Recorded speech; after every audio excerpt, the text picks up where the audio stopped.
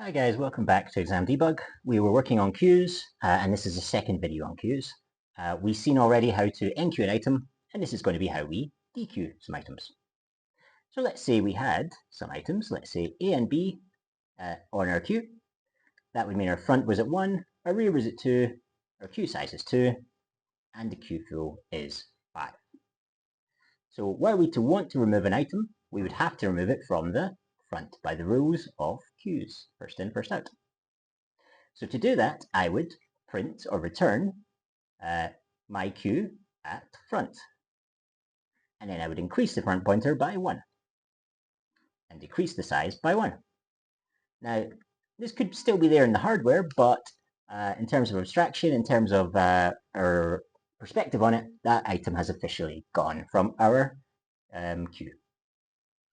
Same thing again, were I to dequeue, I would go to my queue at front, which is now 2, and print or return that item, increase the front by 1, and decrease the queue size by 1, making it 0. Okay, good. Now notice that front and rear have kind of crossed over, and that's one way that we can use to check whether or not our queue is empty or not. We're not doing that today, but you can go and have a look at it, or you could try and implement that by yourself. It's probably a really good idea as well. So try and play around with these different things and get them working in different ways that you could be asked them. Okay, finally, I'm going to dequeue again. Well, the first thing we should probably be checking is my queue size. So because the queue size is 0, I know that there are no items to dequeue, and so I can print or output that the queue is empty.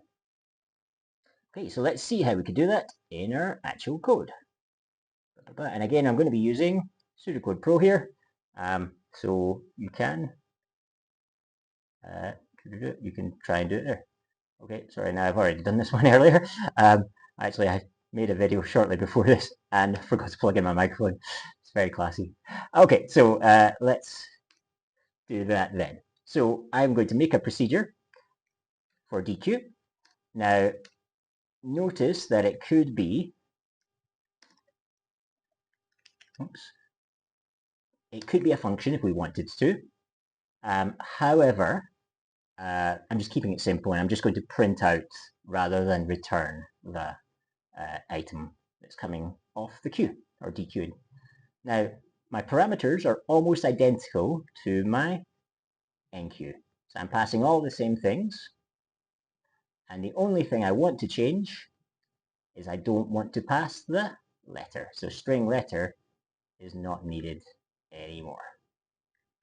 Okay, and then I just like to close things early, so I'm going to end procedure while I remember.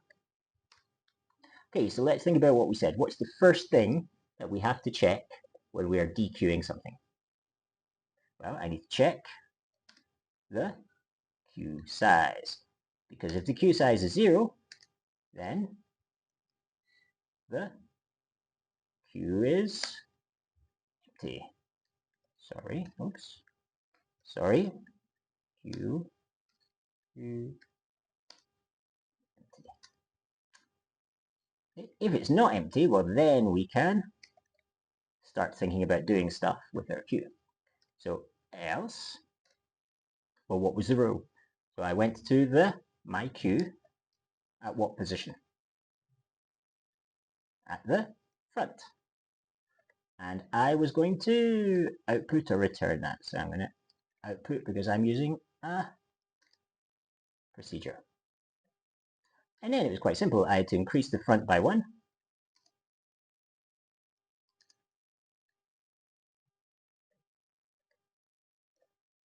Front equals front plus 1. And my queue size was going to decrease by 1.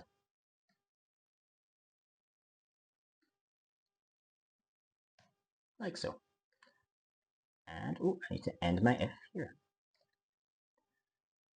Okay, so that should be okay so far. Now, there's one thing we haven't actually talked about though, and that's how we deal with the sort of cyclic parts of our queue. So give me 1 second, I just need to stop a dog from eating something she's not supposed to be eating. for you. Dogs trying to steal snacks. Okay, so the cyclic queues. All right, so let's have a look here. Now, we have said that we could add A, then B, then C, then D, then E, and then we could dequeue some of these.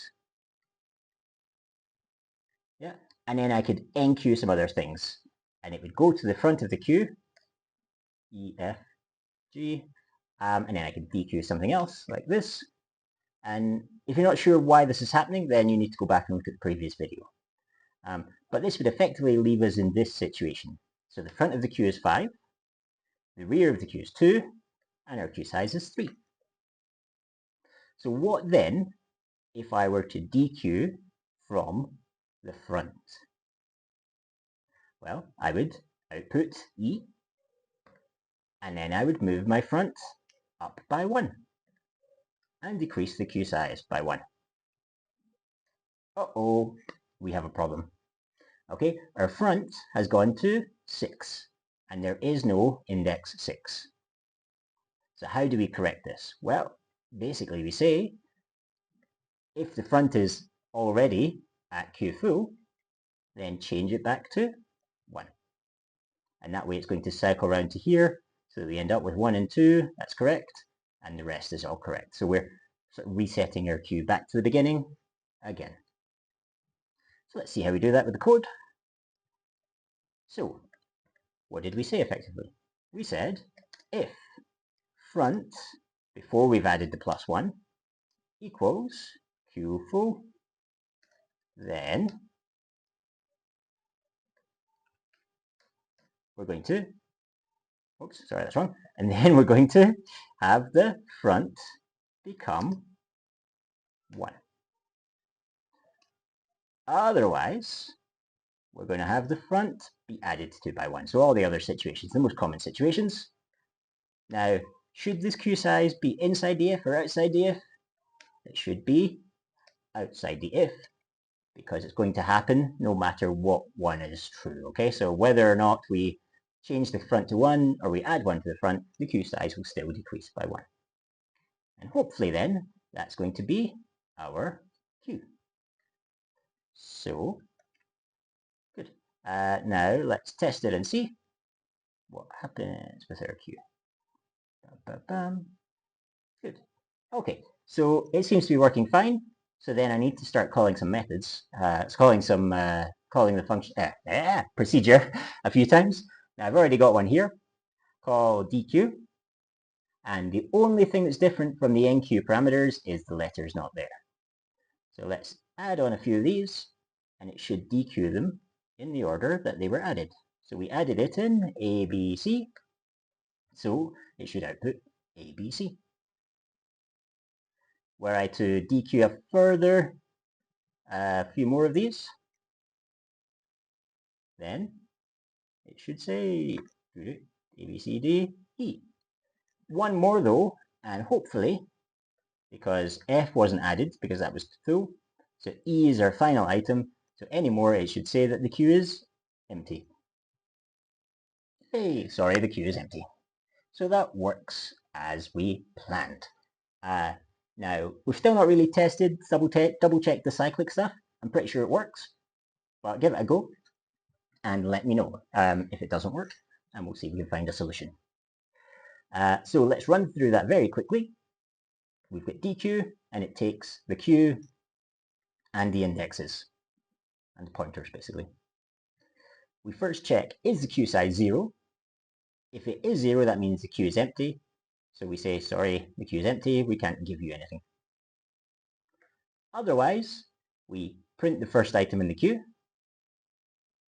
and then depending on the situation, so if the front is at the end of the array, then we move it back to the very start. Otherwise, we just add 1 to the front. And in either situation, we reduce the queue size. Okay, good. So hope that helps. I'll put the code in the comments section or in the description, and let me know how it goes.